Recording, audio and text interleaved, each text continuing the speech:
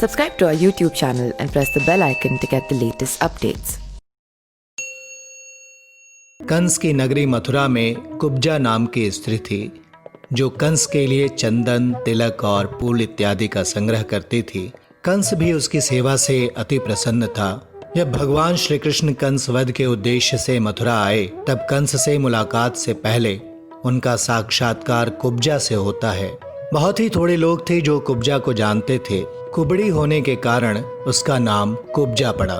जैसे ही भगवान श्री कृष्ण ने देखा कि उसके हाथों में चंदन, फूल और हार इत्यादि हैं और वो बड़े प्रसन्न मन से लेकर जा रही है, तब भगवान श्री कृष्ण ने कुब्जा से प्रश्न किया, ये चंदन और हार फूल लेकर इतना इटलाते हो, तुम कहाँ जा रही हो और तुम कौन हो? कुब्जा ने उत्तर दिया, मैं कंस की दासी हूँ। कुबड़ी होने के कारण ही सब मुझको कुब्जा कहकर पुकारते हैं और अब मेरा नाम ही कुब्जा पड़ गया है। मैं ये चंदन, फूल, हार इत्यादि लेकर प्रतिदिन महाराज कंस के पास जाती हूँ और उन्हें यह सामग्री प्रदान करती हूँ। वे इससे अपना श्रृंगार करते हैं। श्री कृष्ण ने कुब्जा से आग्रह किया, तुम यह चंदन हमें लगा दो, ये फूल हार हमें चढ़ा दो। कुब्जा ने साफ इनकार करते हुए कहा, नहीं नहीं, ये तो केवल महाराज कंस के लिए हैं, मैं किसी और को नहीं चढ़ा सकती। जो लोग आसपास एकत्र होकर यह संवाद सुन रहे थे और इस दृश्य को देख रहे थे, वे मन ही मन सोच रहे थे कि कुब्जा भी कितनी जाहिल गवार है। साक्षात भगवान उसके सामने खड़े होकर आग्रह कर रहे हैं और वो है कि नहीं नहीं की रट लगा रही है। वो सोच रहे थे कि इतना भाग्यशाली अवसर भी वो हाथ से गवा रही है।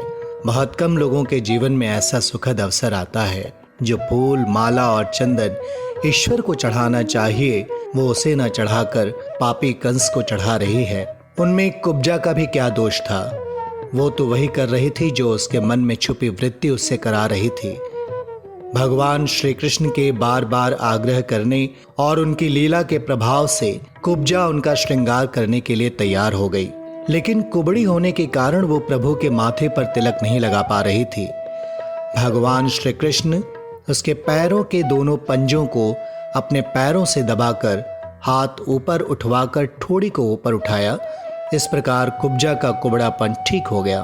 अब वो भगवान श्री कृष्ण के माथे पर चंदन का टीका लगा सके।